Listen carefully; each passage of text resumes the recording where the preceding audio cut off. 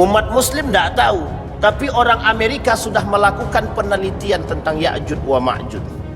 Kira-kira yang tertinggal kita atau mereka? Kalau mereka melakukan penelitian, berarti kira-kira mereka mengerti atau memahami atau tidak? Mesti memahami. Dalam satu riwayat mengatakan, kelompok Ya'juj wa Ma'juj itu hari ini sedang memukul tembok untuk menghancurkan tembok yang besar, yang oleh para ulama disebutkan, yang juga disebutkan oleh Allah dalam Al-Quran, tembok itu pernah dibangun oleh Dzulkarnain. Tinggal di balik tembok besar, yang tembok besar itu disampaikan oleh para ulama. Ada yang mengatakan bahwa tembok besar itu adalah tembok Cina. Lu sekarang tembok Cina udah mulai hancur itu. Tembok besar Cina sudah mulai hancur. Bahkan uniknya di dalam tembok besar Cina yang hancur itu muncul makam Nabi gitu deh. Nah, ini jangan cepat-cepat percaya. Jika seandainya Ya'juj wa Ma'juj benar keluar, apakah umat muslim akan selamat? Itu pertanyaannya. Apakah umat muslim akan selamat? Dalam kajian agama manapun ada kajian hari kiamat, ada. Dalam agama apapun itu ada kajian hari kiamat, hari akhir. Orang yang tak punya agama, kalau bahasa lainnya adalah ateis, percaya akan hari kiamat. Sekarang Allah tunjukkan kepada kita untuk orang beriman, kata Allah, Nabi melalui lisannya baginda Nabi Muhammad SAW, ada 10 tanda.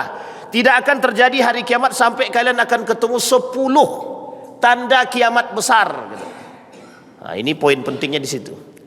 Kalau tanda-tanda kiamat kecil sudah kita bahas di masjid ini setelah maghrib, tuntas 100 lebih hadis kita bahas tentang tanda-tanda kiamat kecil. Sekarang saatnya kita coba mencari tahu, mempelajari, apakah tanda-tanda kiamat besar ini sudah mulai nampak? Kalau sudah mulai tampak di tengah umat mukmin atau muslim hari ini, maka bersiaplah untuk apa? Menghadapi kenyataan. Apa kenyataannya? Hari kiamat. Bayangkan orang yang mengaku tidak bertuhan. Di Eropa itu banyak orang yang tak mengaku bertuhan, tapi buat film itu judulnya kiamat 2022, 2012, 2022 hari kiamat. Tak jadi-jadi juga. Dibuatkan dalam film, seolah-olah manusia itu dalam keadaan ketakutan. Itu film tuh viral pada saatnya gitu. Dulu juga pernah itu 2000 kalau tak salah ya. Kita tunggulah jam berapa itu, jam 12 tahun 2000, kengok teng lewat jam itu tak ada terjadi apa-apa. Itulah saking uniknya tentang kiamat. Maka Bapak Ibu sekalian yang berbahagia, bukan persoalan mengapa para dai mengingatkan hari kiamat itu bukan untuk menakutkan, tapi memang untuk mengingatkan kita, sudahkah kita dekat dengan Allah atau kita semakin jauh daripada Allah. Karena orang yang jauh dengan Allah, maka orang yang tak selamat. Orang yang dekat dengan Allah, salah satu cara untuk mendekatkan diri kepada Allah mengingat hari kiamat. Bukankah Nabi sebutkan dalam hadisnya untuk mengingat kedekatan kepada Allah itu melalui kematian. Kematian itu adalah bagian daripada unsur daripada kembali kepada akhir. Nah, Bapak Ibu sekalian yang berbahagia, di pertemuan sebelumnya kita sudah bahas yang disebut dengan Dajjal. Bahkan kita sudah sampaikan para pengikut-pengikut Dajjal. Ada 7 pengikut Dajjal. Satu di antara 7 tersebut ada yang disebut dengan orang munafik. Yahudi jelas. Tapi sekarang kita tak bahas Yahudi. Kita bahas muslimnya. Di antara muslim yang akan menjadi pengikut Dajjal itu adalah 2. Perempuan 1, yang satunya lagi munafik. Kenapa kok perempuan paling banyak? Ya kelak perempuan itu mudah takjub, mudah tunduk. Kenapa muslim yang mengikuti Dajjal ini adalah disebut dengan munafik? Karena mereka tak beriman seutuhnya kepada Allah. Orang munafik, orang fasik itu yang akan mengikuti Dajjal. Dan sudah kita bahas itu. Nah, sekarang kita akan coba bahas. Ada 2 golongan, 2 kelompok yang disebutkan di dalam Al-Quran, yang dulu pernah diberdirikan oleh Zulkarnain, tembok yang besar, sangat besar sekali. Siapa namanya? Siapa namanya Bapak Ibu? Ibu-ibu siapa namanya? Dulu pernah Zulkarnain membangunkan tembok yang besar yang disebutkan dalam Al-Quran. Ada yang tahu Bapak Ibu? Kata Pak Yendi, Ya'jud wa Ma'jud. Umat Muslim tidak tahu orang Amerika sudah melakukan penelitian. Umat Muslim tidak tahu, tapi orang Amerika sudah melakukan penelitian tentang Ya'jud wa Ma'jud. Kira-kira yang tertinggal kita atau mereka? Kalau mereka melakukan penelitian, berarti kira-kira mereka mengerti atau memahami atau tidak? Mesti memahami. Sekarang pertanyaannya, kenapa kita tidak? Para pengamat religi mencoba membahas tentang Ya'jud wa Ma'jud, dan ini masuk pembahasan yang ilmiah atau tidak ilmiah. Kata mereka, ini ilmiah atau tidak ilmiah, sehingga harus dikaji. Dilakukanlah penelitian di mana tembok tersebut, dicari. Ada yang mengatakan tembok besar Cina, dan ini poin penting Pak. Kenapa begitu? Karena ada tanda-tandanya Pak, dan tanda-tandanya kata mereka mirip itu. Nanti kita lihat. Tapi jangan pula disinggung-singgung ya. Kalau nanti Bapak tengok, ini Ya'jud ini, itu tidak bisa. Nanti kita lihat. Kita kembalikan kepada sejarah Andalusia. Kemudian ada namanya Abbasiyah, ada namanya Daulah Abbasiyah. Ini sejarah. Daulah Abbasiyah itu, ketika Daulah Abbasiyah berdiri kokoh, itu merebut kekuasaannya dari Umayyah. Jadi Umayyah dihabisi oleh Abbasiyah. Abbasiyah berdiri kokoh sampai beberapa abad, sampai pada akhirnya kerajaan-kerajaan Islam kecil di sekeliling Daulah Abbasiyah ini mendirikan kerajaan-kerajaan. Dasarnya apa? Dasarnya ketidakpercayaan kepada Daulah Abbasiyah.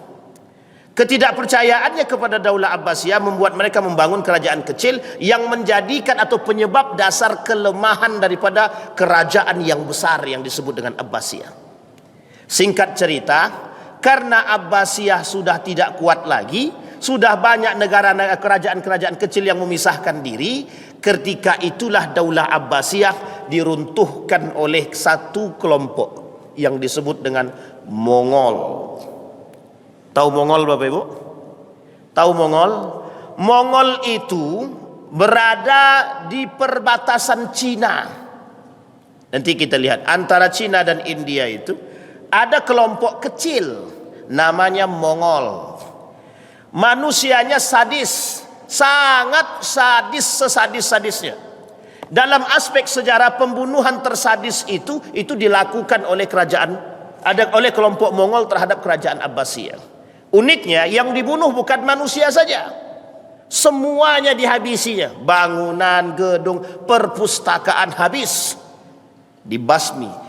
Saking daripada sadisnya kerajaan kelompok orang-orang Mongol ini, itu pembunuhannya biasa. Jadi menggorok leher orang itu biasa, memotong, memutilasi itu biasa. Kalau sekarang ada mutilasi itu sebenarnya bagian kecil daripada kelompok Mongol itu. Itu permainan mereka itu. Saking sadisnya, badannya kekar, tegap. Cara membunuhnya unik itu. Bagaimana cara membunuhnya? Ya itu tadi, mutilasi itu adalah mainan. Kalau membunuh cuma tikam saja, itu bukan permainan mereka. Nah, oleh sekelompok para ulama mengatakan Mongol ini kelak menjadi sesuatu atau menjadi ancaman bagi umat Islam, bagi seluruh umat manusia. Kok bisa begitu? Para pengamat mengatakan merujuk kepada hadis yang lain. Apa kata mereka? Bagian daripada Ya'jud wa Ma'jud. Tapi betulkah mereka Mongol ini orang Ya'jud wa Ma'jud? Nanti kita lihat dalam sejarah, dalam hadis Nabi. Betul tak mereka itu masuk dalam kategori Ya'jud wa Ma'jud? Nah, sekarang kita lihat apa itu Ya'jud wa Ma'jud. Ya'jud wa Ma'jud qabilatani azimatani au sya'bani min bani Adam. Garis bawah itu. Oleh Syekh Muhammad Abdurrahman Al-Arifi mengatakan begini. Ya'jud wa Ma'jud itu berasal daripada keturunan Bani Adam. Siapa itu? Ada yang tahu Bapak Ibu? jaa fi dzalikal hadis an Nabi sallallahu alaihi wasallam wa ma warada fi ba'dil kitab min adna minhum al-qasir jiddan was-saghir. Kata Nabi, mereka itu nanti orang-orang Ya'juj wa Ma'juj ini berasal dari Bani Adam, badannya kecil tapi tegap, kemudian bentuknya jelek. Itulah bahasa kasarnya, bentuknya jelek kata dia. Kemudian wa minhumul kabir, tapi sebagian di antara mereka ada yang besar-besar. Wa minhumul ladzi yaftarish udhunan, ada sebagian di antara mereka yang memang bentuk telinganya berbeda, tidak sama dengan kita. Telinganya agak panjang-panjang sedikit, ada yang agak lebar sedikit. Wa yaltahifu bil ukhra, tapi kemudian dia memiliki perbedaan di antara yang lain. Wa ma asbaha dzalika fa kullu hadhihi la asla laha, ini sebenarnya bukan asli daripada mereka. Wa innamahum min bani Adam wa ala tabi'ati min bani Adam, mereka sebenarnya dari kelompok Nabi Adam dan ini sebagian dari keturunan Nabi Adam. Lakinnahum fi waqtin dzalikal qarn kanu qauman mufsidina fil ard. Kata Syekh Al-Arifin, kelak Ya'juj wa Ma'juj ini menjadi kelompok yang paling perusak di muka bumi ini, paling perusak.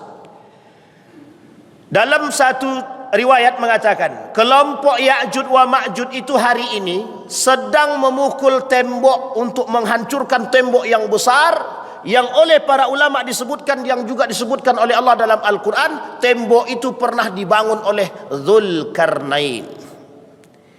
Mereka ketok tuh temboknya. Tapi ada sebagian mengatakan tembok itu sudah mulai runtuh. Tembok yang tegap itu sudah mulai runtuh pada masa Dzulkarnain. Pada masa Dzulkarnain sampai hari ini, itu sudah masafa yang sangat panjang, puluhan tahun bahkan ratusan tahun. Adakah kemungkinan tembok itu hancur? Kata Nabi, memang kelak tembok itu hancur. Ketika tembok ini hancur, keluarlah makhluk-makhluk yang mengganaskan, yang nanti mereka berbaur dan bergabung dengan umat manusia. Tapi kelompok mereka lebih daripada manusia yang lain. Nah, sekarang kita lihat dulu bagaimana Nabi mengatakan tentang Ya'juj wa Ma'juj. Apa kata Nabi?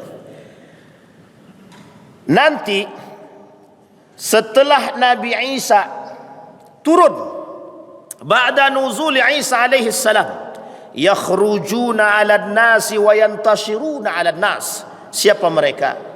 Ya'juj wa Ma'juj tadi keluar, mereka kemudian berbaur dengan manusia, mereka tinggal di bumi, tapi tujuan mereka menghancurkan umat manusia. Begini ilustrasinya.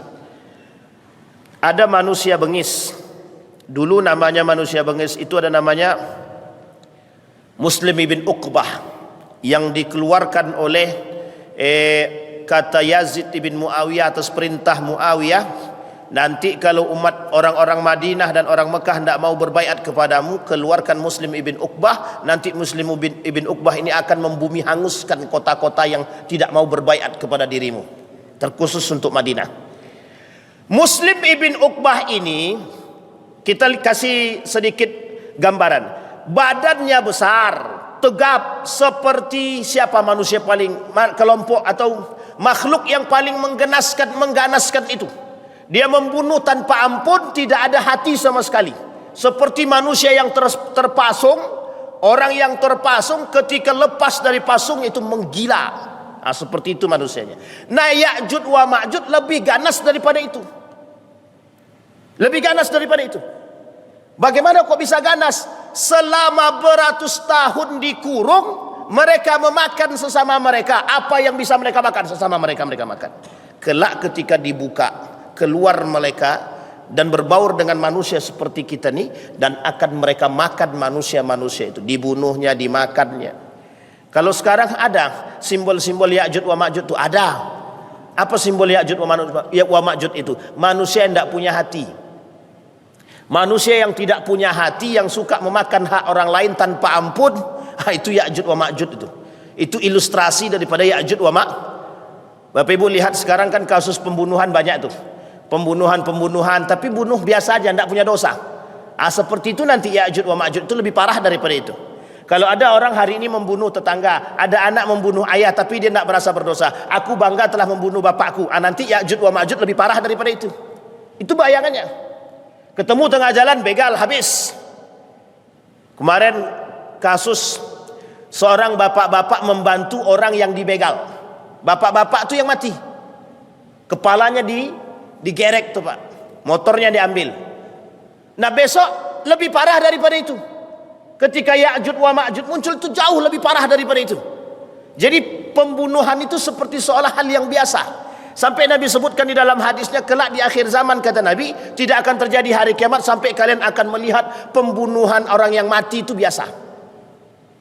Nah nanti pada masa Ya'juj wa Ma'juj lebih daripada itu. Kalau hari ini kita lihat kepala di mana, kaki di mana, ditemukan mayat tidak berkepala sehingga tak bisa dideteksi, kan begitu? Ada. Nah nanti tidak satu kali dua kali, berkali-kali kita temukan kepala di situ, badan di situ, tapi terpisah semua. Bengis Abbasiyah itu dihabisin oleh Mongol itu bentuknya begitu Pak, tanpa tersisa, dihabisi oleh bangsa Mongol, saking sadisnya. Di mana tempat tinggalnya? Di sana Pak. Sekarang kita lihat ada tidak kesamaannya? Kita lihat. Sebagian ulama mengatakan Ya'juj wa Ma'juj ini tinggal di balik tembok besar, yang tembok besar itu disampaikan oleh para ulama. Ada yang mengatakan bahwa tembok besar itu adalah tembok Cina. Lu sekarang tembok Cina udah mulai hancur itu. Tembok besar Cina sudah mulai hancur. Bahkan uniknya di dalam tembok besar Cina yang hancur itu muncul makam Nabi gitu deh. Ini jangan cepat-cepat percaya. Ya kan? Itu kalau sempat hancur semua sepanjang itu bagaimana? Itu tandanya nanti bakal muncul Ya'juj. Kita lihat dulu. Baik. Wa yahsuruna Isa bin Maryam wal mu'minuna ma'ah fi Jabal Baitul Maqdis. Wa yashtaddu al-amru 'alal mu'minin. Kelak ketika mereka sudah turun, Nabi Isa ikut membantu orang-orang beriman menghancurkan itu ketika berada di Jabal Baitul Maqdis. Fayalqallahu ala Ya'juj wa Ma'juj dudatan ta'kulu riqabahum. Nanti muncul ketika Ya'juj wa Ma'juj muncul, mereka saling akan membunuh antara satu dengan yang lain. Mereka bumi hanguskan setiap orang-orang yang berada di antara mereka tanpa ampun. Kemudian Allah berkata di dalam Al-Quran, kata Allah, thumma atba'a sababan hatta idza balagha baina saddaini wajada min duniha qauman la yakaduna yafqahuna qawlan. Mereka berbicaranya susah, tidak mudah dimengerti kalimatnya. Kemudian dikata, qalu ya dzal qarnain inna Ya'juj wa Ma'juj mufsiduna fil ard fahal taj'alu laka harajan ala an taj'ala bainana wa bainahum saddan. Hei Zulkarnain, tidakkah kau mau membangunkan di antara kami bangunan yang besar sampai kami enggak ketemu dengan kelompok yang perusak tersebut? Kemudian oleh Zulkarnain dibangun sampai sebesar-besarnya bangunan tinggi sampai mereka tidak sanggup untuk menghancurkannya. Tapi dalam kelompok itu kata mereka, kami membangun itu, kami menghancurkan itu, kata Ya'juj wa Ma'juj dalam hadis Nabi. Mereka terus pukul tanpa mereka merasa capek dari generasi ke generasi, hanya untuk menghancurkan tembok tersebut yang dibangun oleh Zulkarnain. Artinya Bapak Ibu sekalian yang berbahagia, jika seandainya Ya'juj wa Ma'juj benar keluar, apakah umat muslim akan selamat? Itu pertanyaannya. Apakah umat muslim akan selamat? Disampaikan oleh para ulama, hampir tidak ada di antara orang muslim itu yang selamat. Tapi muslim siapa? Mukminkah dia? Kitakah dia? Itu yang harus kita pertanyakan. Karena orang beriman tidak akan bertemu dengan Ya'juj wa Ma'juj. Kecuali orang beriman di akhir zaman. Orang beriman di akhir zaman itu hanya segelintiran umat manusia, segelintiran orang-orang beriman. Sisanya munafik dan kafir. Kita perbandingkan begini. Jadi nanti kelak di akhir zaman itu Bapak Ibu, orang mukmin itu tidak lebih dari 50% daripada jumlahnya orang muslim. Orang mukmin di akhir zaman tidak lebih dari 50% daripada orang muslim, tidak lebih Pak. Sisanya itu munafik, fasik, kemudian kafir. Orang rakus, serakah, itu sama nanti Pak hidupnya dengan orang-orang Ya'jud wa Ma'jud itu. Orang kafir sama Pak. Nanti orang yang saling memakan antara satu dengan yang lain. Dalam ilustrasi para ulama ada yang mengatakan yang paling ekstrim itu sebenarnya Ya'jud wa Ma'jud itu tidak ada, kata dia. Terus Ya'jud yang Ma'jud itu siapa? Ya'jud wa Ma'jud itu mohon maaf, kata dia, itulah manusia rakus, kata dia. Manusia serakah, kata dia. Itu sebagian kelompok mengatakan. Tapi ini sebenarnya tidak berdasar. Tapi kalau diperlihatkan pada bentuk dan sifatnya mirip Pak. Mirip, apa kemiripannya? Serakahnya itu, keserakahannya itu. Baik. Kemudian hadis yang lain tentang kalimat. Disampaikan dalam pandangan yang lain.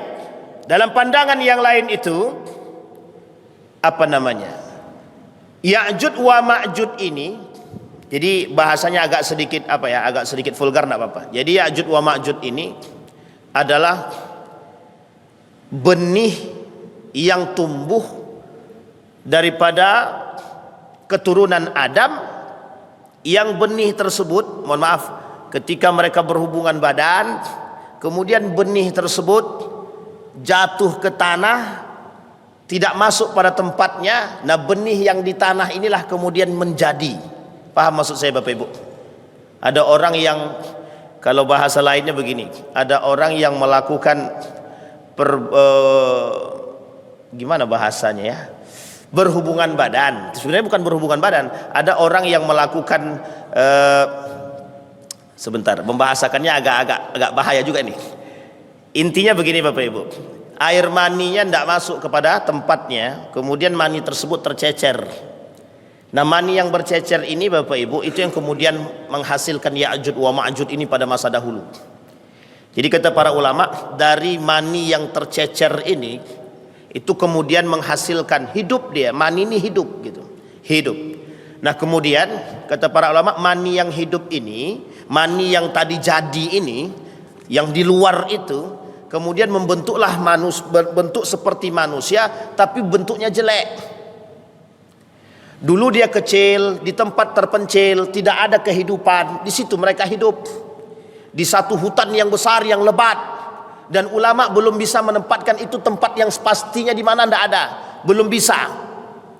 Disitulah kemudian muncul praduga oleh para ulama melalui hadis Nabi tadi, sehingga dari kelompok yang mani yang tercecer tadi jadi bentuk manusia yang bentuknya buruk rupa.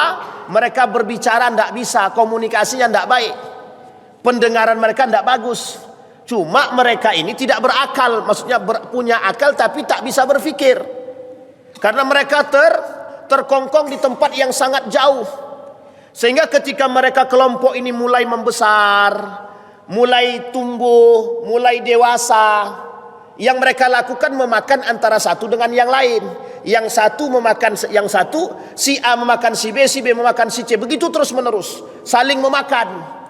Sehingga dipandang ini kelompok lebih berbahaya, bengis. Pada masa Zulkarnain itulah kemudian nampak Zulkarnain tahu kelompok itu berada di situ, tak jauh dari tempat kerajaan Zulkarnain. Nah, itu dia. Jadi ketika Zulkarnain menjadi seorang raja, tak jauh daripada perbatasan itu ditemukan oleh Zulkarnain ada kelompok yang suka merusak dan memakan dan memangsa manusia. Loh, kok ada makhluk ini?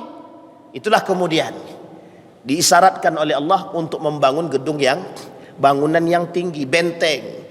Tidakkah engkau mau membangunkan di antara kami dengan mereka? Ada apa? Tembok yang besar sampai mereka tertutupi. Ketakutan daripada Zulkarnain akan munculnya makhluk-makhluk seperti ini terhadap kelompoknya, itu dibangunkan tembok. Itu yang kemudian diisyaratkan oleh Allah dalam Al-Quran untuk kita. Untuk kita. Zulkarnain bukan membunuh, Zulkarnain bukan membumi hanguskan, tapi perintahnya cuma untuk dibangunkan tembok. Kenapa begitu? Karena kelak di akhir zaman dia muncul untuk memangsa orang-orang munafik dan orang kafir. Tidak terima mic-nya, lampunya. Bisa dipahami Bapak Ibu? Tunggu dulu, kita tarik nafas loh. Ini mic-nya mati. Tapi suara saya dengar Bapak Ibu? Sekarang karena tak nampak lagi, kalau dalam mati. Jadi, nah kemudian Bapak Ibu sekalian yang berbahagia, oleh sebagian ulama mengatakan begini dalam hadis Nabi. Udah nampak Bang, sama. Kemudian mengatakan, kata Nabi dalam hadisnya, kelak 1000 orang, dari setiap 1000 orang itu 999 orang sebagai ba'thun nar, penghuni neraka. Saat itulah anak kecil menjadi tua dan gugurlah segala kandungan wanita yang hamil, dan kamu melihat manusia dalam keadaan mabuk padahal mereka sebenarnya tidak mabuk, akan tetapi azab Allah sangat keras. Dalam Al-Quran Allah sebutkan, dalam Al-Hajj ayat yang kedua itu Allah sebutkan, nanti dari 1000 orang 999 satu diantaranya ada yang disebut dengan pengikut Ya'juj. Satu ini memangsa sekian banyak 900-an lebih satu orang. Jadi perbandingannya 1000 orang satu Ya'juj dan Ma'juj, dan satu Ya'juj wa Ma'juj ini memakan yang 900 orang tadi.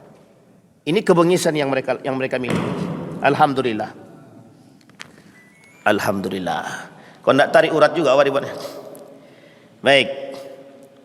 Nah kemudian mereka jumlahnya sedikit. Jumlah mereka sedikit, tidak banyak. Kemudian ketika jumlah yang sedikit tadi tapi paling berkuasa. Sekarang kita lihat, Yahudi itu berkuasa enggak? Kelompok kecil enggak? Enggak lebih daripada 20.000. Tidak lebih daripada 30.000 jumlah orang yang di muka bumi ini. Tapi kira-kira memegang apa dia? Dunia ini dipegang ya. Dunia ini dipegang ya. Jumlahnya tak banyak, tapi dunia dia pegang. Sekarang saya tanya, kelompok Yahudi bengis apa tidak? Jangan ragu Pak, tak usah takut. Yahudi itu bukan bengis, lebih parah daripada bengis. Kalau kita mau lihatnya sederhana saja. Tengok cara dia membunuh kaum Palestina. Gimana cara dia bunuhnya? Dibomnya biasa aja, diseretnya anak-anak yang sudah mati itu, orang-orang tua yang sudah mati itu diseretnya, mau patah kayak kakinya, mau pusuk, tidak ada hatinya sama sekali. Ya'juj wa Ma'juj begitu. Berarti Ya'juj wa Ma'juj mirip sifatnya, Pak. Berarti bisa jadi mereka itu Ustaz, mungkin. Berarti kalau seandainya mereka sudah muncul, ya berarti tandanya kiamat sudah mulai dekat. Sudah mau kiamat berarti. Tapi sebagian ulama mengatakan bukan begitu. Kenapa? Karena salah satu karakter daripada Ya'juj wa Ma'juj itu mata dia sipit. Sampai di sini paham Bapak Ibu? Jangan tengok kiri kanan. Tidak usah tengok kiri kanan. Salah satu di antara karakter Ya'juj wa Ma'juj bermata sipit. Bermata sipit. Yang kedua, putih. Sehingga muncul dalam satu pembahasan. Ini saya sampaikan, muncul dalam satu pembahasan. Berarti mirip orang Cina. Apakah Cina ini bagian daripada itu, kata mereka. Nah, ini perlu digaris lurusi. Nanti kita bahas pembahasan khusus di pertemuan yang akan datang. Karena memang tidak bisa sensitif itu. Cina Ya'juj wa Ma'juj, wah habis kita dibuat orang. Tapi betulkah begitu? Kita lihat. Karena memang kelompok-kelompok ini selain daripada mengganaskan, selain daripada menakutkan, memang Ya'juj wa Ma'juj ini bermata sipit. Selain daripada bermata sipit, punya badan yang cukup kuat. Dan memang rakusnya, serakahnya, memang itu sifat daripada mereka. Karena mereka tidak punya ini. Punya ini tapi tidak punya ini. Punya akal tapi tidak punya hati. Sehingga memang karakter Ya'juj wa Ma'juj ini oleh para ulama itu banyak agak mirip dengan kelompok-kelompok tertentu. Kalau dibilang pada kelompok Cina jumlahnya itu tidak, mungkin lebih banyak masyarakat Cina. Yang paling minoritas ya Yahudi, tapi matanya tidak sipit. Itu saja. Nah, tapi kalau dikembalikan kepada kelompok Mongol agak mirip. Bengisnya sama, sipitnya sama, jumlahnya memang minim. Berarti bisa jadi itu Ustaz. Tidak bisa juga kita pastikan. Kenapa? Karena belum tentu tembok Cina itu temboknya. Kan begitu. Tapi Karakter itu bisa kita temukan dari yang disampaikan oleh Nabi. Hanya saja kita butuh kepastian. Kapan kepastiannya? Kelak ketika memang saatnya muncul. Maka disitulah manusia akan tahu siapa kelompok tersebut. Karena sampai hari ini ulama tidak ada yang memastikan satupun kelompok Ya'juj wa Ma'juj itu kelompok yang seperti apa dan di mana tempatnya. Kalau karakter dan sifatnya sudah disampaikan. Sampai di sini bisa dipahami Bapak Ibu. Kira-kira mau ketemu dengan kelompok Ya'juj wa Ma'juj? Kalau ada kita tunggu aja. Tapi kalau tidak mau jangan. Jangan. Tujuan mereka diciptakan apa? Apa tujuan mereka? Nanti bagaimana ketika mereka berbaur dengan manusia? Memang walau arsalu ilaihim la afsadu. Tujuan mereka ketika dikirimkan kepada mereka apapun, mereka akan merusak. Jadi Bapak Ibu perbandingannya tadi sudah saya sampaikan 1000 banding 1. Jadi keluar mereka berbaur dengan kita nih kesulitan nih Pak. Kesulitan mencari, nanti mudahnya ditemukan itu ketika Bapak Ibu melihat nanti satu orang tadi menghabisi orang terdekat dia. Misal begini, kita kasih dia tempat tinggal, dibunuhnya kita. Kita kasih di tempat, dibunuhnya kita. Nah di situ nanti akan kelihatan, oh ini loh Ya'juj wa Ma'juj. Nah ketika sudah semua keluar dan berada di tengah kita, itu yang menguasai kita itu mereka, bukan lagi kita, tapi mereka yang paling berkuasa itu. Mereka berada di antara kita, mereka bunuh kita, mereka makan kita dan lain sebagainya semuanya. Mereka ketika diberikan tinggal di tempat perkampungan yang banyak ternaknya, ternak-ternak itu pun dibunuhnya. Ternak-ternak dibunuhnya, dimakannya. Kemudian yang punya ternak pun dihabisinya. Karena mereka tidak punya hati. Dan itu Bapak Ibu oleh para ulama menjadi sebuah ketakutan yang besar kelak di hari kiamat, sebelum hari kiamat. Kenapa begitu? Karena yang ditakutkan oleh para ulama itu bertemu dengan mereka. Maka doanya para ulama itu, ya Allah jangan sampai kami bertemu dengan Ya'juj wa Ma'juj. Jangan sampai. Nah Bapak Ibu juga begitu doanya. Semoga kita ini tidak ketemu dengan Ya'juj wa Ma'juj. Tapi kalau kita ketemu dengan Ya'juj wa Ma'juj, bagaimana Pak Ustadz? Nanti kita lihat apa yang disampaikan oleh para ulama. Bagaimana cara ulama menjaga diri dia. Kemudian, bagaimana cara Ya'juj wa Ma'juj menghancurkan dinding? Dinding yang tebal tadi, bangunan yang besar tadi, bagaimana cara mereka menghancurkannya? Kata para ulama, kata Syekh Al-Arifi, mereka memukulnya sedikit demi sedikit dengan apa yang mereka miliki. Diambillah kayu, mereka potong kayu tadi, mereka jadikan alat pukul, itu terus yang mereka pukulkan. Nampak tidak berhasil. Tetapi tembok yang besar tadi, kalau terus didorong, itu dia akan goyang sedikit demi sedikit. Yang mereka harapkan itu apa? Ketika sudah tak lagi kokoh, itu ketika beramai-ramai menghancurkannya bisa hancur. Satu. Yang kedua, mereka gunakan batu. Batu. Apapun caranya mereka lakukan untuk menghancurkan dinding tersebut. Apakah itu perintah dari Tuhan? Apakah itu perintah dari Allah? Allah mengabarkan kepada kita akan muncul kelompok ini. Allah cuma mengabarkan kepada kita, hei orang beriman, hei orang-orang beriman, hari kiamat itu akan datang kalau kalian sudah menemukan orang-orang yang bernama Ya'juj wa Ma'juj.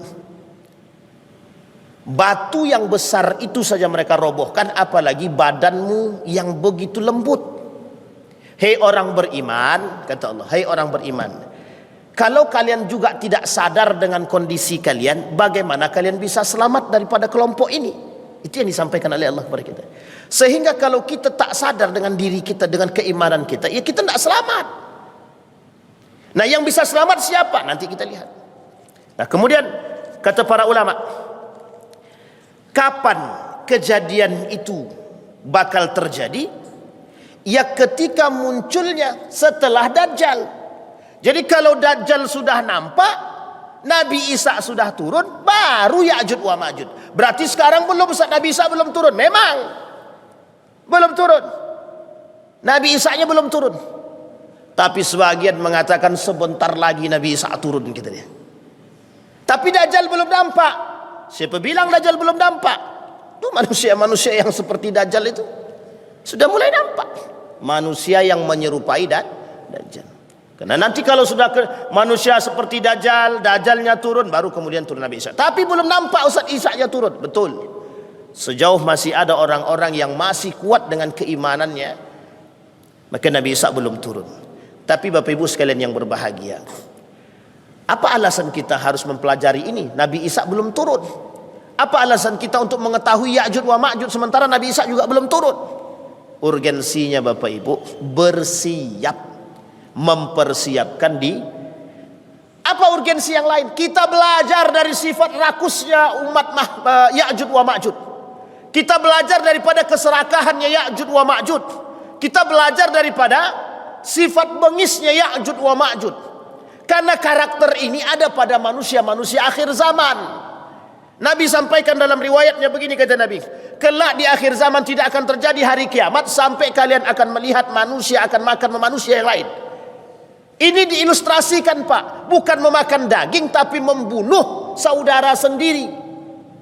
Kita lihat, betulkah kejadian itu? Ya'juj wa Ma'juj saja belum datang, tapi karakter Ya'juj wa Ma'juj sudah ada. Apa lihatnya? Banyak hari ini orang biasa saja tuh memakan haknya orang lain. Banyak hari ini orang-orang tidak mau tahu dengan kondisi saudara dia sendiri. Anak membunuh ayah, ayah membunuh anak, anak membunuh saudara, saudara membunuh saudara. Itu bukan karakter Ya'juj wa Ma'juj, karakter.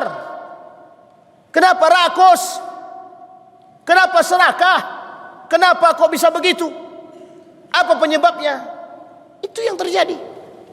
Kecintaan mereka terhadap dunia membutakan mata, membutakan hati, sehingga tidak nampak mana saudara dan tidak nampak lagi mana ibu, mana ayah. Dan itu Pak sama Ya'juj wa Ma'juj juga begitu. Ya'juj wa Ma'juj ini berada di antara kita. Mereka sama mereka saling memakan, apalagi sama kita. Nah, ini yang harus kita pahami. Dan Ya'juj wa Ma'juj ini, Ya'juj wa Ma'juj ini bukan kelompok yang biasa, bukan kelompok yang biasa. Kenapa Zulkarnain yang begitu berani harus membangun bangunan yang tinggi dan kokoh? Harusnya kalau dia berkuasa ketika itu, bisa tidak bagi dia untuk membumi hanguskan? Bisa Pak. Kiasan bagi kita, kiasan bagi orang beriman, persiapan bagi orang-orang yang berakal. Itu yang Allah sebutkan dalam Al-Quran, ulil albab, ulil absar. Tujuannya satu saja, hei orang-orang beriman, pandang dengan mata hatimu, pandang dengan akalmu, pandang dengan imanmu. Jadi semua yang Allah berikan bukan tanpa sebab, semua yang Allah turunkan bukan tanpa alasan. Semua yang Allah kiaskan kepada kita, semua yang Allah turunkan kepada kita bertujuan satu, mempersiapkan diri menghadapi hari kiamat. Ini baru nomor 2 Pak. Masih ada 7 lagi. Anggaplah Nabi Isa belum kita bahas, nanti ada 7 lagi. 7 lagi ini lebih lagi daripada itu Pak. Dan akhirnya adalah gempa yang begitu besar di tengah umat. Batu berterbangan seperti kapas, batu. Bapak Ibu bayangkan batu yang besar di Madinah dan di Mekah itu, yang sekeliling gunung itu isinya batu saja, itu berterbaran bagaikan kertas yang kelak ditimpakan kepada manusia. Gimana rasanya itu Pak? Barulah kemudian muncul Pak gempa zalzalah yang begitu besar, gempa bumi hancur. Disinilah akhir daripada segala kehidupan.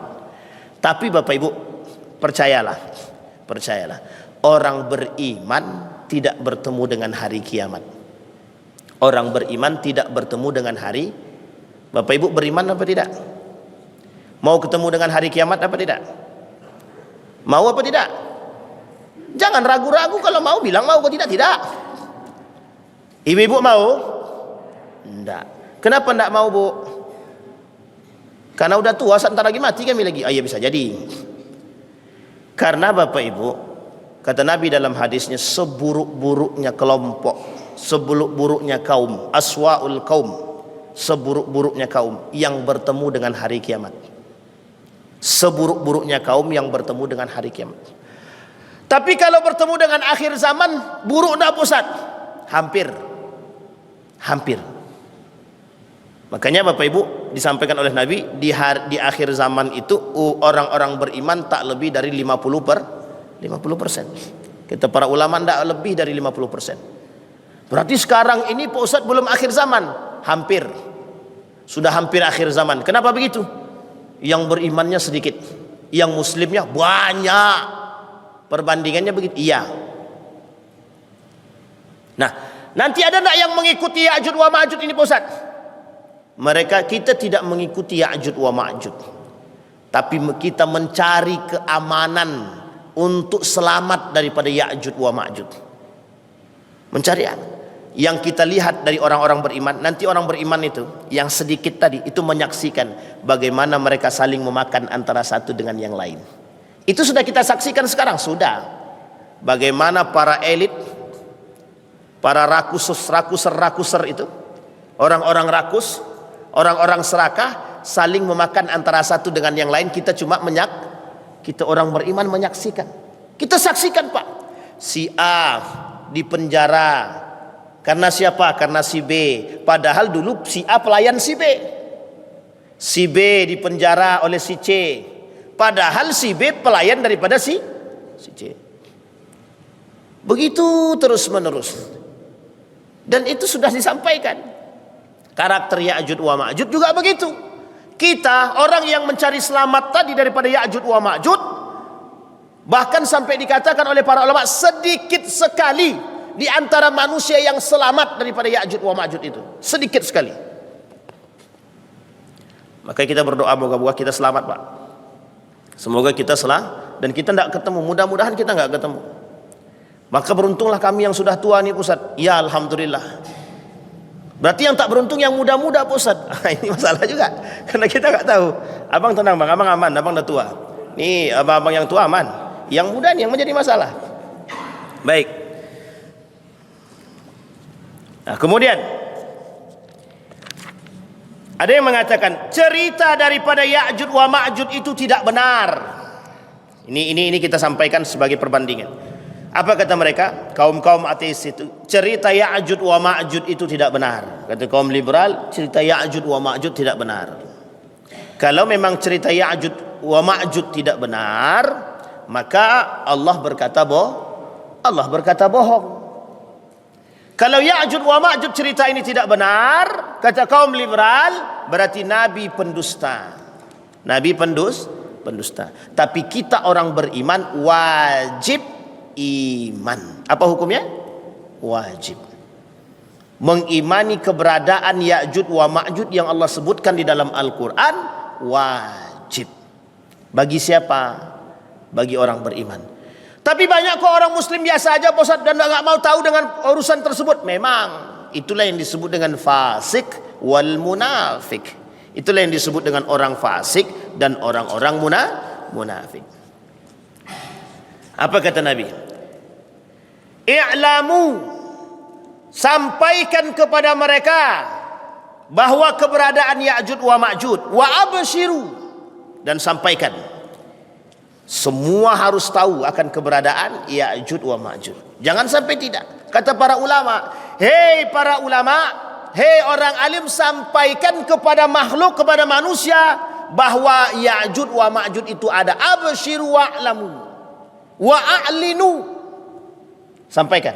Ini bentuknya Pak, perintah tadi dah saya sampaikan tentang Ya'juj wa Ma'juj itu.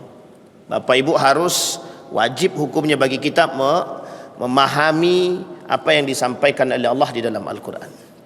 Kemudian kata Nabi dalam riwayat yang lain, fatahallah man rada ma Ya'juj wa Ma'juj mithla hadhihi wa aqada biyadihi tis'in.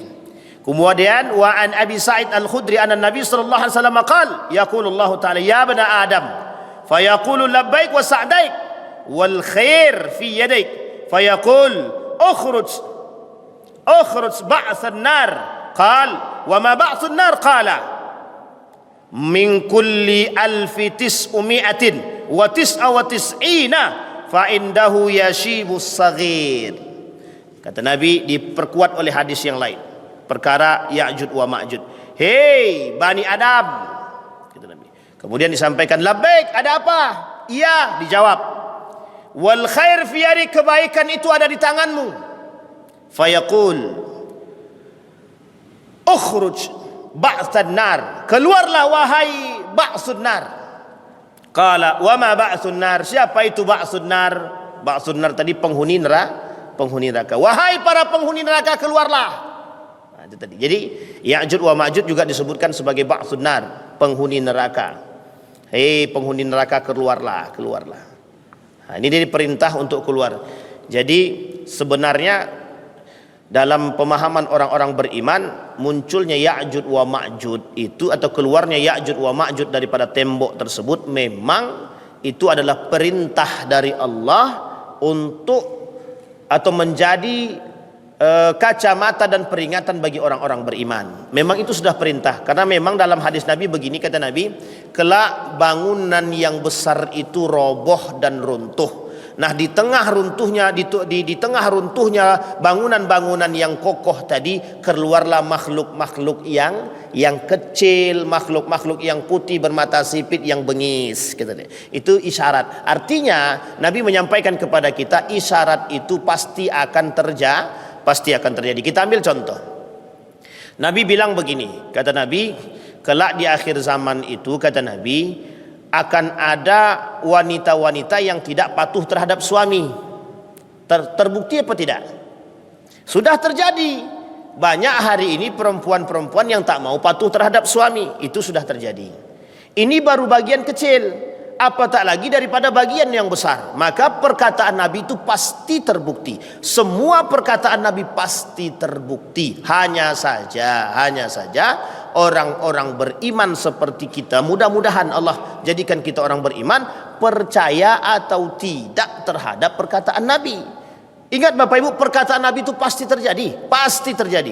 Bapak Ibu yang sudah tua memang mungkin cari selamat, iya, tapi bagaimana dengan generasi kita 20 tahun, 40 tahun yang akan datang? Pasti Pak, mereka akan menghadapi lebih berbahaya daripada kita sekarang. Jadi anak-anak kita nih Bapak Ibu, anak-anak kita yang masih kecil ini, itu mereka akan menghadapi masa yang lebih berbahaya daripada kita. Sekarang apa yang harus kita lakukan? Meninggalkan generasi tadi. Harus seperti apa kita meninggalkan generasi? Karena kita tidak mau kita saja yang selamat, tapi mereka tidak selamat. Kita pengen kita selamat, mereka juga selamat. Karena kata Nabi, ketika bertemu dengan kondisi-kondisi seperti ini, ingat kata Nabi, ketika kalian bertemu dengan akhir zaman, bertemu dengan hari kiamat, bertemu dengan kondisi-kondisi yang dikatakan oleh Nabi, maka bersiaplah, kata Nabi, bersiaplah, kalian sedang berada di akhir zaman, kata Nabi, bersiaplah. Nah, ini yang kemudian diperingatkan oleh Nabi kepada kita terus menerus Nabi ingatkan, sampai berhadis-hadis Nabi ingatkan, tujuannya agar kita selamat. Nah Bapak Ibu sekalian yang berbahagia, terakhir Bapak Ibu, kemudian dikatakan, wa anin Nawas bin Sam'as radhiyallahu anna Rasulullah sallallahu alaihi wasallam qala wa yab'atsullahu Ya'jud wa Ma'jud wa hum min kulli hadbin yansilun fayamurru awailuhum ala bahiratin tabiratin fayashrabuna ma fiha wa yamurru akhiruhum fayaqulu laqad kana bi hadhihi marrat ma'id. Ya'jud wa Ma'jud disampaikan dalam hadis ini, mereka keluar, kemudian ada yang meminum air dalam satu telaga. Air yang telaga yang mereka minum itu kemudian begitu cepat habis, langsung kering. Ya, orangnya tak pernah kenyang. Orang makhluk ini, Ya'jud wa Ma'jud ini tidak pernah kenyang, selalu lapar, selalu dalam keadaan yang sangat-sangat membutuhkan. Jadi Bapak Ibu, ketika mereka meminum dalam satu tempat, maka itu akan habis mereka minum, tak mereka tinggalkan. Begitu terus menerus, di mana mereka berhenti, di mereka tinggal, mereka akan habisi. Di mana mereka menempat, di situ mereka habisi. Di mana mereka tinggal, pokoknya di mana mereka menempat, mereka akan habisi tempat-tempat tersebut. Nah, jadi kalau sampai dia ke Indonesia, wah itu dia. Kira-kira sampai tidak dia ke Indonesia itu? Jaraknya jauh Ustaz, mereka harus jalan kaki jauh sekali. Kalau pakai pesawat, ya itu dia. Tapi ingat, itu masa sekarang kita berpikir belum keluar Ya'juj wa Ma'juj. Kalau Ya'juj wa Ma'juj yang keluar itu mudah bagi Allah untuk melakukan hal demikian itu. Dan bagi mereka itu hal biasa. Dan itu yang mereka lakukan setiap harinya. Dari hutan ke hutan, latihan Pak, setiap hari.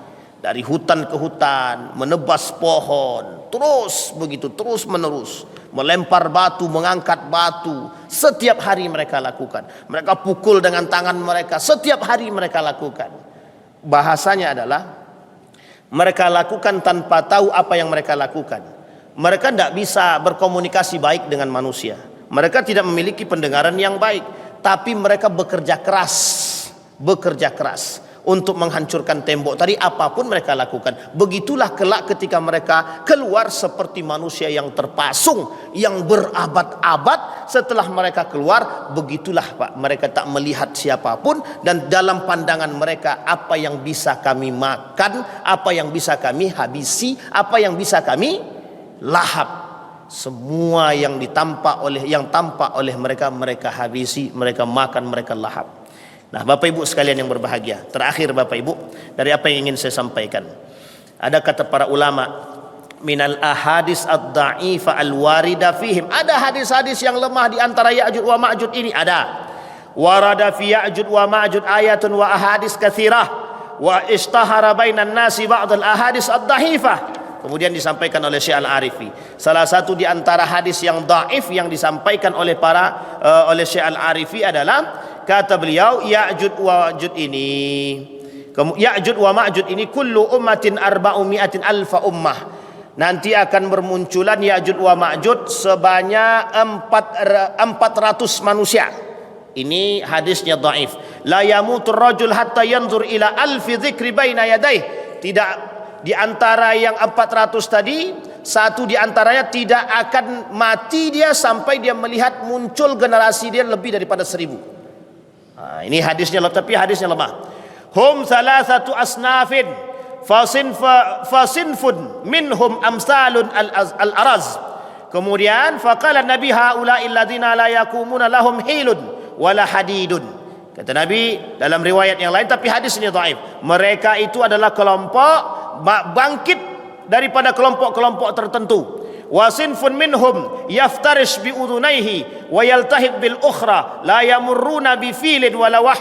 Mereka berjalan tidak menggunakan gajah, tidak menggunakan kuda, tidak menggunakan kereta apapun, tapi mereka berjalan seperti manusia berjalan kaki, dan mereka memakan apa yang mereka makan. Illa akaluhu, ketika ketemu dengan siapa mereka tidak melakukan apapun kecuali mereka akan memakan. Bertemu dengan kambing, kambing mereka makan. Bertemu dengan jamal, jamal mereka makan. Onta mereka makan. Apapun yang mereka temukan mereka akan makan. Illa akaluhu wa man mata minhum akaluhu, tidak ada yang hidup kecuali mati yang mereka makan. Kemudian muqaddimatuhum bisyam, tempat tinggal mereka nanti kelak muncul daripada Syam, Damaskus. Wasaqatuhum bi Khurasan, nanti dari Damaskus. Khurasan itu di mana? Di Iran ya. Damaskus itu adalah Damaskus, nanti jaraknya begini. Kalau Kufah itu Irak, tak jauh daripada Kufah itu ada namanya Khurasan. Khurasan ini Iran. Dua tempat ini, tapi saya tak berani katakan lebih vulgar ya. Dua tempat ini adalah markas daripada kelompok Syiah. Tak jauh daripada situ ada namanya Syam. Ya lumayan jauh lah, Syam hari ini disebut dengan Damaskus. Jadi dari sini, dari dua tempat ini sebenarnya merujuk kepada hadis Nabi juga. Kata Nabi, isyaratnya begini, kerusakan itu muncul daripada arah timur, katanya. Nah, arah timur ini oleh sebagian ulama disebutkan ya kalau ndak Irak ya Iran, kalau ndak ya dari Damaskus. Bahkan ada yang mengatakan mohon maaf, ada yang mengatakan bahwa perbatasan Saudi Arabia, katanya. Nejat, katanya. lebih tepatnya di perbatasan Saudi Arabia. Nah, Bapak Ibu sekalian yang berbahagia, itu hadis-hadis yang dhaif yang disampaikan oleh Syekh Al-Arifi. Mudah-mudahan Bapak Ibu kita berdoa terus kepada Allah, semoga kita bisa selamat. Insyaallah nanti kita lanjutkan pada Ya'juj wa Ma'juj pada pertemuan selanjutnya. Kalau kita ketemu lagi, ada yang disampaikan, apakah peneliti Amerika itu menemukan di mana tempat Ya'juj wa Ma'juj? Betulkah Ya'juj wa Ma'juj itu adalah orang Cina, dan bagaimana cara kita selamat daripada Ya'juj wa Ma'juj? Insyaallah 3 poin ini akan kita bahas di pertemuan yang akan datang dalam menyampaikan persoalan Ya'juj wa Ma'juj. Fa'tabiru ya ulil absar la'allakum tuflihun. Kita berdoa kepada Allah. A'udzubillahi minasyaitonir rajim. Bismillahirrahmanirrahim. Alhamdulillahirabbil alamin. Hamdan syakirin, hamdan na'imin, hamdan yuwafi ni'amahu wa yukafi'u mazidah. Ya rabbana lakal hamd kama yanbaghi li jalali wajhikal karim wa 'azimi sultanik. Allahumma salli ala Muhammad wa ala ali Muhammad fil alamin innaka Hamidum Majid. Ya hayyun ya qayyum ya fattah ya alim ya aziz ya ghaffar ya rabbal alamin. اللهم فقهنا في الدين وعلمنا التأويل. اللهم اغفر لنا ذنوبنا وذنوب والدينا وارحمهما كما ربيانا صغارا. اللهم أعنا على ذكرك وشكرك وحسن عبادتك. اللهم انصر من نصر الدين واخذل من خذل المسلمين. اللهم اغفر لهم وارحمهم وعافهم واعف عنهم وأكرم نزولهم ووسع مدخلهم واجعل الجنة مثواهم. اللهم جنبنا من منكرات الأخلاق وسيئة الخلق. اللهم جنبنا من منكرات الأخلاق وسيئة الخلق. اللهم أهلك الكفرة والمبتدعة والمشركين أعداء أعداء الدين. اللهم دمر اليهود. اللهم دمر اليهود. ربنا هب لنا من الصالحين. ربنا هب لنا من الصالحين. ربنا هب لنا من أزواجنا وذريتنا قرة أعين واجعلنا للمتقين إماما. ربنا آتنا في الدنيا حسنة وفي الآخرة حسنة وقنا عذاب النار. والحمد لله رب العالمين. السلام عليكم ورحمة الله وبركاته.